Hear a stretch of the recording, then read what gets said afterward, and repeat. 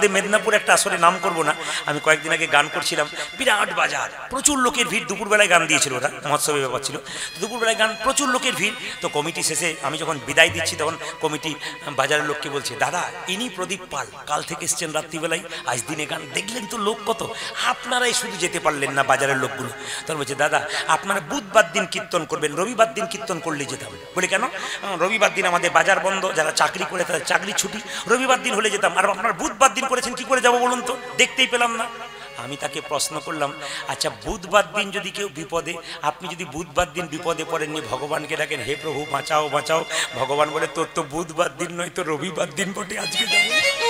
এই সময় আসতে, এই সময় ভগবান কৃষ্ণ যে লীলাটি করেছিল, আসতে, কৃষ্ণের তো বহুত লীলা আছে, এই সময় কৃষ্ণ যে লীলাটি করেছিল সেইটাই গাইব এখন। এই সময় কৃষ্ণ কিন্তু গোষ্ঠে গিয়েছিল, গোচারণে, আসতে, এই সময় গোবিন্দ গোচারণে গিয়েছিল, আর গোচারণ, আসতে বাবা, গোচারণে গিয়ে তিনি একটা লীলা করেছিলেন, কি গোষ্ঠ লীলা করেছিল, তার সঙ্গে কালিয়নাগকে দমন করে এসেছিল। এই জন্য আপনাদের কাছে নিবেদন রইল, ভগবানকে গোষ্ঠে পাঠিয়ে দেবো, তারপর কালিয়নাগকে ভগবান দমন করবে। ও মাইরা, কালিয়নাগ বলতে কোন কালিয়নাগ? আমাদের ভেতরে 6টা সাপ আছে, কাম, ক্রোধ, লোভ, মোহ, মদ, মাশ্চর্য। এদেরকে যদি দমন করতে পারি তবে কৃষ্ণচরণ আমরা লাভ করতে পারবো। তাই সবার কাছে নিবেদন রইল, এদিকে তাকান, আপনারা ক্যালেন্ডারে দেখেছেন, দেখবেন সাপের মাথায় কৃষ্ণ চেপে বসে আছে, জোরে বলুন হা না না। ওই সাপটার নাম কি? কালীয় নাগ। আপনি যাকে সাপ দেখছেন উনি সাপ নন, আগের জন্মে উনি ছিলেন রাজা, পরের জন্মে সাপ। প্রশ্ন হবে, তাহলে আগের জন্মে রাজা, এই জন্মে সাপ কেন? কিছু মনে করবেন না, আপনাদের এই গ্রামে, আসতে, আপনাদের গ্রামে ওই পাড়াতে একটা ছেলে জন্ম নিল, এই পাড়াতে একটা নিল, ধরুন আজকে জন্ম নিল, কথার মানে বললাম, একটা ছেলে রাজার ঘরে সোনার চামচ মুখে নিয়ে জন্ম নিল, একটা ছেলে, আর একটা ছেলে ভিখারির ঘরে, গরিবের ঘরে জন্ম নিল, মায়ের দুধ ভালো করে পেল না। তাহলে বলুন তো ছেলেগুলো কি কর্ম করেছিল? জন্ম নিয়ে একজন রাজার ঘরে, একজন ভিখারির ঘরে, পূর্বজন্মে যে ভালো কর্ম করেছিল সে রাজার ঘরে জন্ম নিল, আর পূর্বজন্মে যে খারাপ কর্ম করেছিল সে ভিখারির ঘরে জন্ম নিল। এইবার জন্মের পরে যে যেমন কর্ম করবে, পরের জন্মটা ঠিক সেরকম হবে। একবারে প্রত্যক্ষ প্রমাণ পাচ্ছেন ছেলেগুলো কি কর্ম করেছিল, যার জন্য একজন রাজার ঘরে, একজন ভিখারির ঘরে, নিশ্চয়ই পূর্বজন্মে ভালো কর্মের ফল রাজার ঘর, আর খারাপ কর্মের ফল ভিখারির ঘর। তার মানে এখানে আপনারা শিখে নিলেন কি, যারা এ জন্মে ভালো কর্ম করবেন পরের জন্মে সে ভালো ঘরে জন্ম নেবে, আর এ জন্মে যারা খারাপ কর্ম করবেন পরের জন্মে আপনারা সেরকম ঘরে জন্ম নেবেন। মায়েরা, এই যে কালিয়নাগ সাপটা দেখতে পাচ্ছেন, কোনো কথা নয় কিন্তু, কালিয়নাগ সাপটা দেখতে পাচ্ছেন, এই সাপটা পূর্বজন্মে রাজা ছিল। কেন? সে সাপ হলো বৈষ্ণবের অভিশাপ। যে যেখানে বসে আছেন, লীলা শুরু করবার আগে আমি বলে যাই, বৈষ্ণবের অভিশাপ, কারো অভিশাপ কেউ নেবেন না। যে যেখানে বসে আছেন, কারো অভিশাপ কেউ নেবেন না। যে কেউ অভিশাপ দিলে আপনার গায়ে লাগবে না। শাশুড়ি বউয়ে ঝগড়া হচ্ছে, শাশুড়ি বৌমাকে বলছে তোমার চোখ দুটো খসে পড়ুক, তখন বৌমা বলছে তোমার পা দুটো খসে পড়ুক। ওর পাও খসলো না, ওর চোখও খসলো না, দুজনেই তো অভক্ত, ওদের দ্বারা কিছু হবে না। কিন্তু প্রকৃত ভক্ত মানুষ কাউকে অভিশাপ দেয় না, কিন্তু যদি একবার দিয়ে ফেলে তাহলে নিতাই গৌর হরিবল হয়ে যায়। যেমন আপনারা একটু প্রমাণ দিয়ে দিই, রামায়ণের দিকে সীতা 4 জনকে অভিশাপ দিয়েছিল, একজনকে আশীর্বাদ দিয়েছিল, এখন আমাদের জীবনে ভোগ করছে। আমি একটা একটা করে বলবো। সীতা অভিশাপ দিয়েছিল কাকে? আমার দিকে তাকান। সীতা রাজা, সীতা রামচন্দ্র লক্ষ্মণ 3 জনে বনে গেল, রাজা দশরথের মৃত্যু সংবাদ পেল, যখন তার পিণ্ড দেবে, রামচন্দ্র এবং লক্ষ্মণ দুজনে পিণ্ড দেবার জন্য নগরে গেছে আনবার জন্যে, তখন সীতা একাই বসে আছে বাড়িতে। তখন হঠাৎ রাজা দশরথ বলল, সীতে মা কে তুমি? আমি তোমার শ্বশুর মশাই, কি চাও? আমি তোমার কাছে পিণ্ড চাই। না না, তোমার ছেলে তো গেছে, এখনই আসবে, পিণ্ড দেবে, আমার কাছে কিছু নাই, তোমার কাছে কি আছে তুমি তাই দাও। কিছু নেই বাবা, আমার কাছে কিছু নেই। রাজা দশরথ বলছে, আমার প্রচন্ড জ্বালা, খিদের জ্বালা, ছটফট করছে, আমাকে দাও, তুমি বালির পিণ্ড দাও আমাকে। কিন্তু সীতা মা বালির পিণ্ড দেবার আগে 5 জনকে সাক্ষী রেখেছিল। ব্রাহ্মণ মা এসো, এলাম। এ বটবৃক্ষ এসো, এলাম মা। এ ফল্গু নদী এসো, এসো, এলাম। তুলসী বৃক্ষ এসো, এলাম। গাভী এসো, এলাম। কটা হলো ভাইরা? 5টা। কে কে গুনবেন? বটবৃক্ষ 1, ব্রাহ্মণ 2, তুলসী বৃক্ষ 3, ফল্গু নদী 4 আর গাভী 5। লক্ষ্য করো, 5 জনে সাক্ষী রইল। সীতা পিণ্ড দিল, বালির পিণ্ড। সবাই লক্ষ্য করুন মায়েরা, সীতা যখন পিণ্ড দিয়েছে, দেওয়া শেষ হয়ে গিয়ে তারা প্রমাণ নিয়ে চলে গেছে পরীক্ষা, যে হয়ে গেছে, প্রমাণ দিয়েছেন, সাক্ষী রেখেছি। রামচন্দ্র যখন ফিরে এলো, সীতা তোমার হাতে বালি কেন? বাবাকে দিলাম। বাবাকে মানে আমার শ্বশুর মশাইকে। পিণ্ড খুঁজেছে, বালির পিণ্ড। আমি তুমি কি করেছো? অন্যায় করেছো তুমি, আমার অনুমতি না নিয়ে। বাবা চেয়েছে তাই দিয়েছিলাম, সাক্ষী রেখেছি। কাকে সাক্ষী রেখেছো? ডাকো তাদেরকে। ডাকলো, ব্রাহ্মণ মা, আমি কি বালির পিণ্ড আমার শ্বশুর মশাইকে দিয়েছিলাম? না। তুলসী বৃক্ষ দিয়েছিলাম? না। গাভী দিয়েছিলাম? না। ফল্গু নদী দিয়েছিলাম? না। বটবৃক্ষ দিয়েছিলাম? হ্যাঁ। বটবৃক্ষ বলছে হ্যাঁ তুমি দিয়েছিলে। বেশ। ব্রাহ্মণকে অভিশাপ দিল সীতা, ওগো ব্রাহ্মণ, তুমি দেখলে আমি আমার শ্বশুর মশাইকে পিণ্ড দিলাম, তবু তুমি অস্বীকার করলে, তোমাকে অভিশাপ দিলাম, তুমি পূজা পাঠ করে যতই দান দক্ষিণা পাবে, তোমার পেট কোনোদিন ভরবে না। আপনাদের এলাকার জন্য বলি না, অন্য জায়গার জন্য বললাম। যারা আছেন তারা তো রেগে বলবেন যে বেটা সব জায়গাটা ভালো করলে এখানে গন্ডগোল করবে। এটা তো আমার কথা নয়, না কি বলছেন বাবা? এটা শাস্ত্রের কথা, তো আমার কথা তো নয়। শাস্ত্র পড়ে আমি বলছি। বলছে তোমার পেট ভরবে না। ব্রাহ্মণরা কিন্তু যারা আমার এলাকায় 2-4 জন ব্রাহ্মণ আছে, আমার খুব ভালোবাসেন। তারা বলেন বাবা প্রদীপ, এ সীতার অভিশাপ ভোগ করছি গো। বলে কেন? এত পুজো পাঠ করি, বাড়িও করতে পারলাম না, আর হচ্ছেই না, এই চলেই যাচ্ছে, কিছু হচ্ছে না। উনি কিন্তু জ্ঞানী লোক তো, উনি বুঝতে পেরেছেন সীতার অভিশাপ। ফল্গু নদী তোমাকে অভিশাপ দিলাম, বর্ষাকালে প্রচন্ড নদী ফোয়ারা দিয়ে বইবে একুল অকুল, তুমি কিন্তু অন্তঃসলীলা হয়ে থাকবে, তোমার জল মাটির নিচে বইবে, তুমি ফল্গু নদী। তুলসী বৃক্ষ তোমাকে অভিশাপ দিলাম, বলে কি না, তুলসী বৃক্ষ তুমি এখানে সেখানে সব জায়গায় হবে, তোমার পাতা গোবিন্দ সেবায় লাগবে, বন্য পশুতে তোমার মধ্যে পায়খানা এবং প্রস্রাব করে দেবে। দেয় না? জোরে বলুন হা না। দেয় না, তবু গোবিন্দ সেবায় লাগে, গোবিন্দের আশীর্বাদ আছে বলে। কিন্তু সীতার অভিশাপ লেগে গেছে। গাভী তোমাকে অভিশাপ দিলাম, তুমি মুখ দিয়ে মিথ্যা কথা বললে, তোমার মুখ দিকটা অপবিত্র, পেছন দিকটা পবিত্র থাকবে। তুমি যদি কোনো প্রসাদী জিনিস এঁটো করে দাও, ব্যাস তোমার আর কাজে লাগবে না, কিন্তু তুমি পায়খানা প্রস্রাব করলে তোমার সেটা কিন্তু কাজে লেগে যাবে। আচ্ছা, আর কে বাকি রইল? 4 জন হলো তো? জোরে বলুন। হ্যাঁ, বটবৃক্ষ। বটবৃক্ষকে বললো তোমাকে আশীর্বাদ করলাম, তুমি অক্ষয় বটবৃক্ষ, তোমার একটা পাতা গজাবে, একটা পাতা ঝরবে, মানে তুমি কোনোদিন কি একবারে খালি হয়ে যাবে না, তুমি অক্ষয় বটবৃক্ষ। তোমার মধ্যে মানুষ বসলে শান্তির ছায়া, তোমার ফলগুলো পশু পাখি থেকে খুব আনন্দ ভোগ করবে। কেন? তোমার ফল হবে পশু পাখির কাছে প্রিয় খাদ্য এবং মিষ্ট খাদ্য। এই জন্য বাবা 4 জন অভিশাপ ভোগ করছে। এখন আপনাদের বলে দিই, রাজা চন্দ্রধ্বজ, তিনি ছিলেন রাজা চন্দ্রধ্বজ, যিনি সাপ হলেন। চন্দ্রধ্বজ সাপ হলো কেন একটু জেনে নিন, একটু ছোট করে বলে দিই। রাজা চন্দ্রধ্বজের পেটের যন্ত্রণা হয়েছিল, কোনো মতে কেউ ভালো করতে পারছে না। একজন বলল, রাজা তোমার পেটের যন্ত্রণা ভালো হবে, একটা উপায় আছে। বলে কি?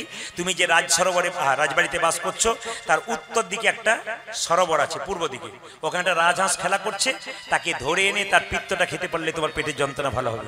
জয় নিতে মায়েরা অভিশাপ মুনিবর, ডান পাড়ে গিয়ে দাও পুঁজা রক্ত, ছি, তোমার বাঁ পাড়ে গিয়ে দাও পুঁজ রক্ত তো রয়েছে, পোকা কিলবিল করছে। রাজা চন্দ্রধ্বজ জল পান করলো না, কিন্তু বৈষ্ণবের চরণ ধোয়া জল মাথায় করে আনলো। বাড়িতে যখন নিয়ে এলো রাজা চন্দ্রধ্বজের 2টো স্ত্রী, তারা বললো স্বামী জল পান করতে পারলে না? দেখি দেখি দেখি দেখি দেখি দেখি 2 জন স্ত্রী জল পান করলো। তখন মুনিবর গিয়ে চিৎকার করে বলল, রাজা তুমি আমার চরণ জলকে অপমান করলে, আমি তোমাকে অভিশাপ দিলাম, তুমি খল প্রবৃত্তি করলে, চালাকি করলে, তুমি হবে কালীয় নাগ, তোমার জন্ম হবে কোথায়? বৃন্দাবনে। সঙ্গে সঙ্গে রাজা চন্দ্রধ্বজ বলল, হে মুনিবর, অভিশাপই যদি দিলে আমায়, সাপি কুলে জন্ম হোক, আশীর্বাদ দাও যেন গোবিন্দের চরণ লাভ করতে পারি।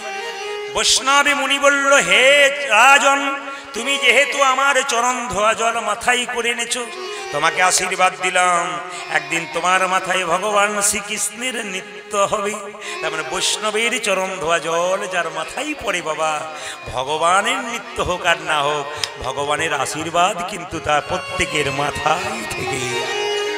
এই জন্য আপনাদের মাথায় ভগবানের নৃত্য হোক আর না হোক, বৈষ্ণবের চরণ ধোয়া জল মাথায় নিলে আপনাদের ভগবানের আশীর্বাদ পাওয়া যায়। এই কালীয় নাগ বাস করে কোথায়? কালীদহা জলে বৃন্দাবনে। কালিন্দির এক দহে। বছর 5 থেকে মেদিনীপুরে আসছি, বিভিন্ন জায়গায় ঘুরে বেড়াই, পুকুরগুলো দেখি, দু একটা পুকুরে পদ্ম ফুল দেখতে পাই। আমাদের বীরভূমে গেলে দেখবেন আপনি প্রায় পুকুরে পদ্ম ফুল আছে। ছোটবেলায় আমরা যখন পুকুরে স্নান করতে যেতাম পদ্ম ফুল থাকতো, বাবা মা ভয় খাওয়াতো, পদ্ম ফুলে তুলতে যাবি না, স্নান করে চলে আসবি কেন? পদ্ম পাতার মধ্যে একটা সাপ থাকে, তার নাম পদ্মনাগ। সত্যি তাই, পদ্ম ফুলের পাশে একটা সাপ থাকে পদ্মনাগ, খুব বিষাক্ত সাপ, যদি কাউকে একবার কামড়ে দেয় বাড়ি ফিরে আসতে হবে না। তাহলে এখন প্রশ্ন হবে, যেখানে পদ্ম ফুল থাকে সেখানে পদ্মনাগ থাকে, সেখানে গরু বাছুরে জল খেত, আগে খেত না বাবা? মানুষও দেখবেন মাঠে কাজ করতে করতে পুকুরের জল আগে খেত, এখন কিনা জল খাচ্ছে, কিন্তু খেত, কিন্তু তখন কোনো ক্ষতি হতো না। কিন্তু কালীদহ জলে কালীয় নাগ বাস করছে, ওই জলটা বিষ হয়ে গেল। তাহলে ওই জলটা হলো না পুকুরের জলটা, এটা বিষ হলো কেন? কারণ আছে। কুরুক্ষেত্রের যুদ্ধে কৃষ্ণ জয়লাভ করার পর সবাইকে সবকিছু দিল, যে যা চাইলো তাই দিল। কালীয় নাগ চেয়েছিল, প্রভু বলে কি আমাকে এখান থেকে উদ্ধার করো, ভগবান শোনে নাই। তখন কালীয় নাগ বলল, তোমার সঙ্গে বন্ধুত্ব করে প্রেম করে তোমাকে না পেলে তোমার সঙ্গে শত্রুতা আরম্ভ করো। কিরকম শত্রুতা? তোমার জলের মধ্যে বিষ ঢেলে দেবো, আর এই বিষের বাতাস যত দূর যাবে পশু পাখিরা সব উঠতে উঠতে মরবে, মরবার আগে তোমাকে ডাকবে, আর তোমাকে ডাকলে তুমি এখানে ছুটে আসবে, আর এখানে এলে তোমাকে আমি চরণ লাভ করে নেব। কালীয় নাগ ভক্ত ছিল। আপনার যে সাপটাকে দেখছেন না, এমনি এমনি গোবিন্দের চরণ পাই নাই, আমি পাই নাই, আপনি পান নাই, উনি পেল কেন? এটা জানতে হবে উনি কে, উনি কত বড় ভক্ত বলে এখানে আসবে, পশু পাখি মরবে, আর ব্যাস। কালীয় নাগ এমন বিষ ঢালতে শুরু করলো, ওই পথ দিয়ে কোনো পশু পাখি পেরিয়ে গেলে তারা ভগবানকে ডাকতো, প্রভু বৃন্দাবনের জল খায়, নদীর গাছের ফল খাই, তোমার গুণগান খায় খাই, এত কষ্ট কেন আমাদের? ভক্ত যদি ভগবানকে ভক্তি ভরে ডাকে, ভগবান কি না এসে থাকতে পারে? ভক্ত যদি কষ্ট পায়, ভগবান কি ভক্তের পাশে ছুটে আসে না? মায়েরা তাকাবেন, বাড়িতে গাভীর যখন বাচ্চা হয়, বাচ্চাটা দৌড়ে দৌড়ে চলে যায়, গাভী দড়ি ছিঁড়ে তার পেছনে চলে যায়। কেন? যদি আমার বাচ্চাকে কেউ কেড়ে নেয়, যদি বাচ্চা খালে বিলে চলে যায়। পদকর্তা পণ্ডিত বললেন, বৈষ্ণব পণ্ডিত বললেন কি, মত ভক্ত যত্র গচ্ছন্তি তত্র গচ্ছামি পার্থিব ভক্তানুগণ গচ্ছন্তি মুক্ত স্থিতি বিসহ। বৎসের পশ্চাতে যেমন ধাই ধেনুগণ, ভক্তের পশ্চাতে সেরকম যাই জনার্দন। ভক্ত যখন হা কৃষ্ণ প্রাণ গোবিন্দ বলে রাস্তা দিয়ে চলে যায়, ভগবান তার পেছন পেছন ছুটতে থাকে। একটা প্রমাণ দেখে নিন মায়েরা, একটা প্রমাণ দেখে নিন, একটা প্রমাণ দেখে নিন। একজন বৈষ্ণব এত পায়খানা করছে যে পায়খানা করতে করতে বৈষ্ণব বৃন্দাবনে দুর্বল হয়ে গেল, এত দুর্বল হয়ে গেল। তো ভগবান কি করলো মায়েরা, এত এদিকে তাকাবেন, এত দুর্বল হয়ে গেল, বৈষ্ণব পায়খানা করতে করতে প্রচন্ড দুর্বল হয়ে গেল। যখন দুর্বল হয়ে গেল, তখন ভগবান নিজ মূর্তি ধারণ করে বৈষ্ণবের জন্য এক বালতি জল এনে দিল। বৈষ্ণব বলছে, মানে বৈষ্ণব আর পাচ্ছে না যেতে, জল শোচ করবার জন্য জলটা এনে দিয়েছে। ভগবান বলছে, এই বৈষ্ণব বলছে, প্রভু তোমার এত কষ্ট করে জল আনার কি দরকার আছে? তুমি তো আমার পায়খানাটা বন্ধ করে দিতে পারতে, তাই তোমাকে আসতে হতো না। বলছে, আমি যদি পায়খানা বন্ধ করতাম তোমার সেবা করবার সুযোগ পেতাম না, তোমার সেবা করে আমি ধন্য। কত সুন্দর শিক্ষণীয় বিষয় আছে।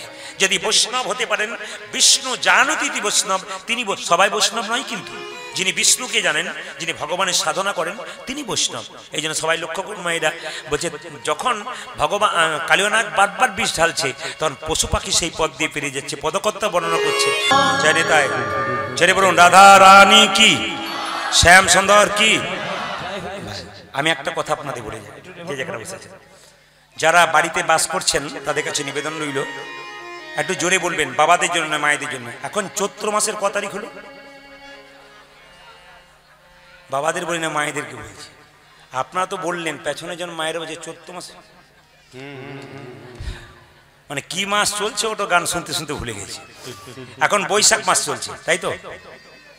এই যে দেখাবেন, এখন বৈশাখ মাস চলছে, কিন্তু বৈশাখ মাসে আপনারা বাচ্চার কান্না বন্ধ করুন একটু বাবা। এইদিকে বৈশাখ মাসে আপনারা তুলসী গাছে জলধারা দিয়েছেন? কারা কারা দিয়েছেন হাত তুলুন। বেশ, আপনাদের দেওয়া হয়েছে, লাভ হয়েছে, কিন্তু আরেকটা জিনিস দিলে পূর্ণ লাভ হয়। আর মাত্র 2 দিন বাকি আছে, কালকে আর পরশু করে নেবেন।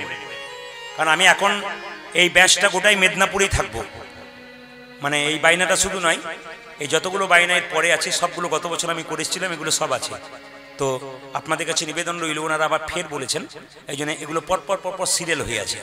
তা আপনাদের কাছে নিবেদন রইল, যে যেখানে বসে আছেন, আর 2 দিন বাকি আছে, আপনারা যে হাঁড়ি বা কলসির মধ্যে জলধারা দিচ্ছেন সলতে দিয়ে, তাতে 5টি করে আমের পাতা দিয়ে দেবেন। আমের পাতা এই 5টি। ও মাসি তোমার তো শোনা হলো না, কারো কাছে শুনে নিও। এই জায়গাটা 1 ঘন্টা পর পরিষ্কার হয়ে যাবে, আর জায়গাটা পাওয়া কোনো ব্যাপার নেই, দাম নেই। আমি একটা কথা বলছিলাম রাজকুমারকে, যে যদি কারো মানত থাকে কীর্তন দেওয়ার, খুব ভালো করে শুনবেন, যদি কারো মানত থাকে, কান করে শুনবেন যে যেখানে আছে, যদি কারো কীর্তন দেওয়ার মানত থাকে, সেই মানত যদি কেউ সম্পূর্ণ না করে, তবে ভগবানের কাছে এক জায়গায় খামতি থেকে যায়। সব কিছু করলেন, একটা জায়গা অপরিপূর্ণ থেকে যায়। ধরুন আমাকে কেউ কীর্তন করাবো বলে বায়না করেছিল, বৃষ্টি হয়ে গেছে কিংবা কারো বাড়িতে অসুবিধা হয়ে গেছে, করতে যে কোনো কীর্তনে আগে আপনি লক্ষ্য করেছেন, ঈশ্বরের কাছে সঁপে দিয়েছেন এটা করব, কিন্তু যদি আপনি চুপ করে থাকেন যে আর করানোর দরকার নেই, পরে একবার দেখে নেব, তার মানে আপনার সব হলো কিন্তু একটা জায়গায় খামতি রয়ে গেল। সব পরিপূর্ণ হলো কিন্তু একটা জায়গায় খামতি। যেমন খামতি সেরকম আপনি যে তুলসী গাছে জলধারা দিয়েছেন, 5টি আম পাতা দিলে পরিপূর্ণ, 75 হয়েছে 100 হয়ে যাবে। 5টি আম পাতা আপনারা একটু চন্দন দিয়ে কিংবা হলুদ দিয়ে কালকে 5টা আম পাতা দিয়ে দেবেন, পরশু একবার দেবেন, কালকে দেবেন, আপনাদের লাভ আছে। জলধারা দেওয়ার লাভটা কি বলছে, পৃথিবীতে 3.5 কোটি তীর্থস্থান আছে, যদি 3.5 কোটি তীর্থস্থান ঘোরার মতো ক্ষমতা আমাদের কারো নাই। অনেকে ঘুরতে পারে, কিন্তু 3.5 কোটি তীর্থস্থান ঘুরে যে ফল লাভ হয়, তুলসী গাছে জলধারা দিলে বৈশাখ মাসে একই লাভ হয়। তাহলে যদি এত বড় সুযোগ শাস্ত্র করে দিয়েছে, আমরা করব না কেন? এগুলো শুনে যেতে হবে। সংসারে 3টে মাস খুব গুরুত্বপূর্ণ, একটা বৈশাখ মাস, একটা মাঘ মাস, একটা কার্তিক মাস। কার্তিক মাস হচ্ছে কি মাস? ওটা কি বলা হয় বলুন, জোরে বলুন, আগে বলুন। দামোদর মাস। কার্তিক মাস দামোদর মাস। তবে হ্যাঁ, কার্তিক মাসে অনেকে বৃন্দাবনে যান, কিছু মনে করবেন না। ভগবানকে ভজনা করা হয় ঘরের কোণে কিংবা বনে। যারা মালা জপ করে, শাস্ত্র পরিষ্কার করে বলল, মালা জপটা কিন্তু, মালা যখন জপ করবেন তখন ঘরের ভেতরে কোণে অ্যাকচুয়াল চুপচাপ বসে বসে জপ করবেন। কেন? মনটা তখন মালার প্রতি থাকবে। খুব মাথায় রাখবেন, মালা জপ করতে হয় একবার বসে বসে, চুপচাপ বসে বসে মালা জপ করতে হয়। এগুলো কিছু বিধি আছে, যেগুলো মেনে নিতে হবে আপনাদের। একটু তাকাবেন যে যেখানে বসে আছেন, আমি যে জায়গাতে ছিলাম, তো কোন জায়গায় ছিলাম একটু মনে পড়ে দিন। হ্যাঁ হ্যাঁ, কার্তিক মাস দামোদর মাস। সেই সময় আমাকে একজন ভদ্রলোক বলছে, প্রদীপ বাবু, কার্তিক মাসে না আমি বৃন্দাবনে থাকি। বললাম, কেন বৃন্দাবনে থাকেন? বাবারে, আপনি জানেন না, কত বড় বড় লোক আসে, জমিদার আসে, প্রচুর টাকার মালিক আসে, কম বল দেয়, টাকা পয়সা দেয়, আনতেই পারি না, ঘরে রেখে আবার চলে যাই। বললাম, রাধারানীকে দেখতে যাও না? বলে, রাধারানীকে কে দেখতে যাবে, আমি তো কম বলের জন্যই যাই। তা কম বলের জন্য গেলে হবে? আপনাকে আবার দেখবেন একজন কাশী বিশ্বনাথ মন্দিরে গেছে, গিয়ে সবাই বিশ্বনাথকে দর্শন করছে, ও বেটা ঘুরতে ঘুরতে শ্মশানের দিকে চলে গেছে, প্রচুর মরা পড়ছে। পাটুনিকে জিজ্ঞেস করছে, কত মরা পড়ে? বলে, হিসাব নাই। কত কাঠ পড়ে? বলে, কুইন্টেল কুইন্টেল। বলে, আমি যদি কাঠ সাপ্লাই দিই? বলে, কোনো অসুবিধা নাই। ও বাবা বিশ্বনাথকে দর্শন না করে ও কাঠ সাপ্লাইয়ের কাজে লেগে গেল। ওর কোনো কাজ হলো? কিছু মনে করবেন না, এগুলো মাথায় রাখতে হবে। কিন্তু ভগবানকে ভজনা করতে গেলে আপনি দিনের মাথায় 24 ঘন্টার মধ্যে কিছুটা সময় ভগবানকে দিন। ভগবান নিজের মুখে বলেছেন, যে যথামাং প্রপদ্যন্তে তাংস ততৈমা ভজম মাম মামা বত্মানুবর্তন্তে মনুষ্য পার্থ সর্বস্ব। মানে কি, যে যেমন ভাবে আমাকে ভালোবাসে আমি তাকে তেমন ভালোবাসি। আপনি দিনের মাথায় 24 ঘন্টার মধ্যে 4 ঘন্টা ভগবানকে দেবেন, আপনাকে সেরকম ভালোবাসবে। আপনি 1 মিনিট দেবেন, আপনাকে ভগবান সেরকম ভালোবাসবে। আপনি সারাদিন কাজের ফাঁকে ভগবানের নাম করবেন না, সংসার করবেন, আপনাকে ভগবান যে যথামাং প্রপদ্যন্তে, যে আমাকে যেমন ভাবে ভালোবাসবে আমি তো আমাকে তেমন ভালোবাসবো। এই জন্য আপনারা যে সংসারে কাজ ছেড়ে সকালবেলায় এক মনে বসে কীর্তন শুনছেন, আপনি কি ভাবছেন? ভগবানের আশীর্বাদ কিন্তু আপনাদের মাথায় পড়ছে। আপনি একদিন বিপদে পড়ে যাবেন, দেখবেন ভগবানকে ডাকতে পাবেন। আপনাদের মেদিনীপুর একটা আসলে নাম করবো না, আমি কয়েকদিন আগে গান করছিলাম, বিরাট বাজার, প্রচুর লোকের ভিড়। দুপুরবেলায় গান দিয়েছিল, ওরা মহোৎসবের ব্যাপার ছিল, দুপুরবেলায় গান, প্রচুর লোকের ভিড়। তো কমিটি শেষে আমি যখন বিদায় দিচ্ছি, তখন কমিটি বাজারের লোককে বলছে, দাদা ইনি প্রদীপ পাল, কাল থেকে এসছেন রাত্রিবেলায়, আজ দিনে গান, দেখলেন তো লোক কত, আপনারাই শুধু যেতে পারলেন না বাজারের লোকগুলো। তখন বলছে, দাদা আপনারা বুধবার দিন কীর্তন করবেন, রবিবার দিন কীর্তন করলে যেতাম। বলে, কেন? রবিবার দিন আমাদের বাজার বন্ধ, যারা চাকরি করে তাদের চাকরি ছুটি, রবিবার দিন হলে যেতাম। আর আপনারা বুধবার দিন করেছেন, কি করে যাবো বলুন তো, দেখতেই পেলাম না। আমি তাকে প্রশ্ন করলাম, আচ্ছা বুধবার দিন যদি কেউ বিপদে, আপনি যদি বুধবার দিন বিপদে পড়েননি, ভগবানকে ডাকেন, হে প্রভু বাঁচাও বাঁচাও, ভগবান বলে, তোর তো বুধবার দিন নয়, তো রবিবার দিন বটে, আজকে যাবো। ভগবানের কোনো সময় আছে না? কি বলছেন, কোনো সময় আছে? যথা মহাপ্রভু বলেছেন, খাইতে শুইতে যথা তথা সব জায়গায় হরিনাম করা যায়। এই জন্য বৈশাখ মাসটা খুব গুরুত্বপূর্ণ, মাঘ মাসটা খুব গুরুত্বপূর্ণ, আর কার্তিক মাসটা খুব গুরুত্বপূর্ণ। এই 3টে মাস মানবেন। আর একটা ভালো কথা বলে যায় আপনাদেরকে, আর 2টো দিন আছে, তবে জ্যৈষ্ঠ মাসটাও নিয়ে নেবেন। কেন না, যারা দেখবেন বড় বড় সেটজি হয়, মারোয়ারি হয় আমাদের এলাকাতে, তারা কাজ ছেড়ে এখন রাস্তাতে শরবত নিয়ে দাঁড়িয়ে আছে। জিজ্ঞেস করি কি ব্যাপার? বলে সারা বছর তো রোজগার করছি, 12 মাসের মধ্যে একটা মাস ভগবানের সেবা করব, মানুষের মধ্যে ভগবান আছে, শরবত না খেলেও জোর করে টেনে টেনে বলছে একটু জল শরবত খেয়ে যান। আপনার বাড়িতে কোনো ভিখারি এলে বৈশাখ জ্যৈষ্ঠ মাসে মায়েদেরকে বলে যাই, অন্তত বলবেন একটু জল সেবা করুন। যদি জল সেবা আপনার যদি মনে হয় তাকে সেবা করুন, একটু অন্ন সেবা করুন আমার বাড়িতে, খুশি হবে ভগবান। কেন, এই বৈশাখ জ্যৈষ্ঠ মাস তাপের মাস, এই সময়টাতে যদি কাউকে সেবা করাতে পারেন, প্রতি মাসেই সেবা করানো উচিত। যদি না পারেন এই 2টো মাস অন্তত সেবা করাবেন, আপনার লাভ আছে। তাই ভগবান শ্রীকৃষ্ণ কালিয়নাগকে দমন করবে বলে মা যশোদাকে বললেন, মা আমাকে এক কাজ করো, আমাকে সাজিয়ে দাও, আমি যাব। বলে কোথায় যাবি? আমি গোষ্ঠে যাব, আমায় সাজাইয়ে দাও, সাজাইয়ে দাও, সাজাইয়ে দাও, মা সাজাইয়ে দাও, আমার গোঠে যাবার সময় হলো, সাজাইয়ে দাও, মা সাজাইয়ে দাও।